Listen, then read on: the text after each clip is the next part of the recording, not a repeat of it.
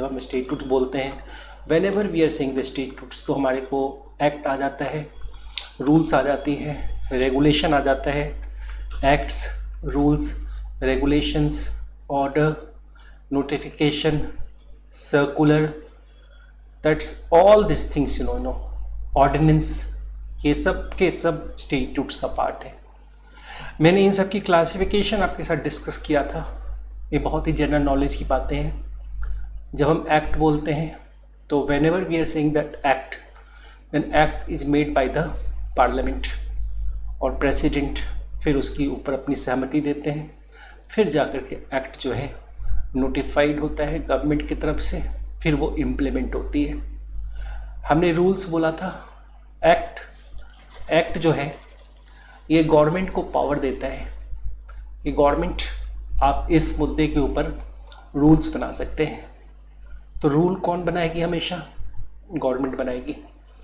और गवर्नमेंट जो रूल बनाती है वो पार्लियामेंट में उसको पास नहीं करवाती है, सिर्फ कंसर्न्ड कैबिनेट मिनिस्टर का साइन होता है और वो रूल इम्प्लीमेंट हो जाती है, बिकॉज ये पावर उनको एक्ट में ही है।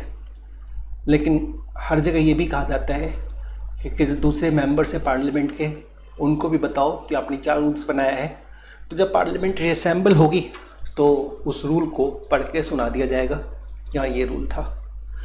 गवर्नमेंट की जो डेलीगेटेड बॉडी है वो बनाती है रेगुलेशन, जो डेलीगेटेड बॉडी है।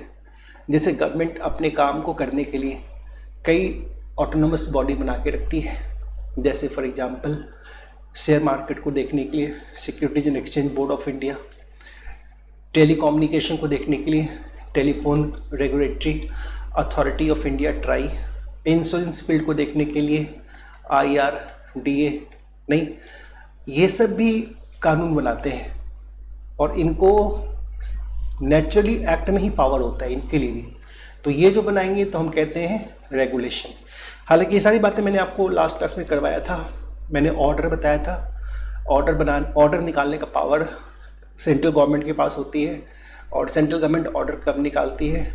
शुरुआत के दिनों में जब एक्ट कमेंस होता है तो शुरुआत के 5 साल तक सेंट्रल गवर्नमेंट के पास पावर होता है कि एक्ट की जो गलतियां हैं, जो खामियां हैं, उसको दुरुस्त करे, उसको ख़त्म करे। और इसके लिए सरकार जो है ऑर्डर्स निकालती है। ये भी एक तरह का अमेंडमेंट है या यूँ कह लो क्लैरिफिकेशन है उस पर्टिकुलर प्रोविजंस को लेकर के जिसमें कन्फ्यूजन है, जो कि सेंट्रल गवर्नमेंट अपनी अथॉरिटी से देती है।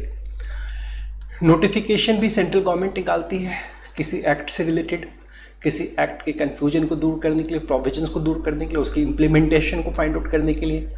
और ऑल ओवर इंडिया सभी देश की जनता, जस्ट ये रेम होता है, सब के ऊपर ये एप्लीकेबल होती है। सर्कुलर भी सेंट्रल गवर्नमेंट निकालती है, लेकिन नोटिफिकेशन एंड सर्कुलर में अंतर इतना है कि नोटिफिकेशन सबके ऊपर लगती है लेकिन सर्कुलर सरकार के इंटरनल डिपार्टमेंट्स के ऊपर लगती है। हमने लास्टली ऑर्डिनेंस भी बताया था। तो ऑर्डिनेंस प्रेसिडेंट प्रोमलगेट करते हैं। क्या करेंगे?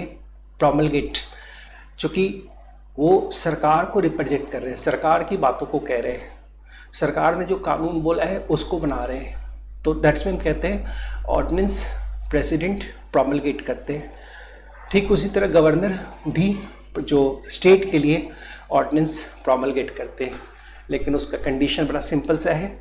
जब भी प्रेसिडेंट ऑर्डिनेंस प्रोमलगेट करेंगे पार्लियामेंट सेशन में नहीं होनी चाहिए और उसी मुद्दे के ऊपर वो ऑर्डिनेंस लाएंगे जिस मुद्दे के ऊपर सेंट्रल गवर्नमेंट कानून बनाने के लिए ऑथराइज्ड है। फॉर एग्जांपल यूनियन लिस्ट के ऊपर ला सकते हैं, कंकरेंट लिस्ट के ऊपर भी ऑर्डिनेंस ला सकते हैं, रेजुटरी पावर के ऊपर भी वो ऑर्डिनेंस ला सकते हैं प्रेसिडेंट ऑफ इंडिया।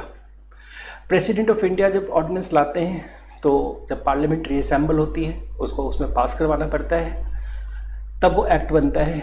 नहीं पास करवाया तो आफ्टर 6 वीक वो अपने आप एक्सपायर्ड हो जाती है। हमने ऑर्डिनेंस भी आपको बताया था, ये सारी बातें बताई थी। हमने एक चीज़ और आपके साथ डिस्कस नहीं किया था जिसमें हम कहते थे, जो बड़ी सिंपल सी बात करें तो section, subsection, clause, sub clause.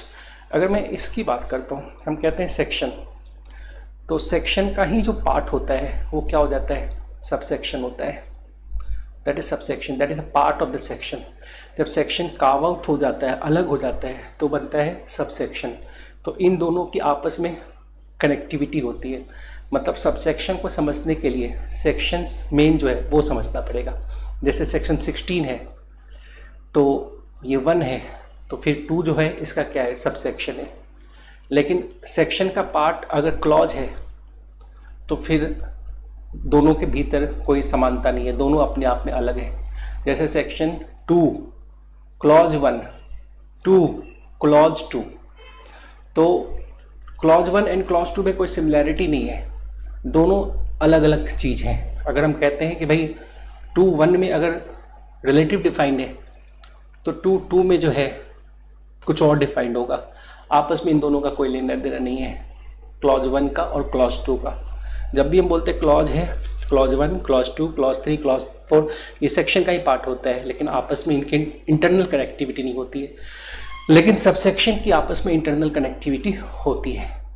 अगर इंटरनल कनेक्टिविटी है तो सब सेक्शन है, इंटरनल कनेक्टिविटी नहीं है तो क्लॉज है। तो ये थोड़ा ध्यान रखिएगा, सब सेक्शन एंड क्लॉज में अंतर। ये सब बातें बहुत ज़रूरी हो जाती है, बिकॉज जब इंटरव्यू वगैरह में जाते हैं तो ये सारे क्वेश्चंस बड़े ही मामूली क्वेश्चन है, बड़े फेमस क्वेश्चन है जो पूछी जाती हैं सब चीज़ें, और नॉर्मल ऐसे सर्कमस्टांस में भी आते ही रहते हैं।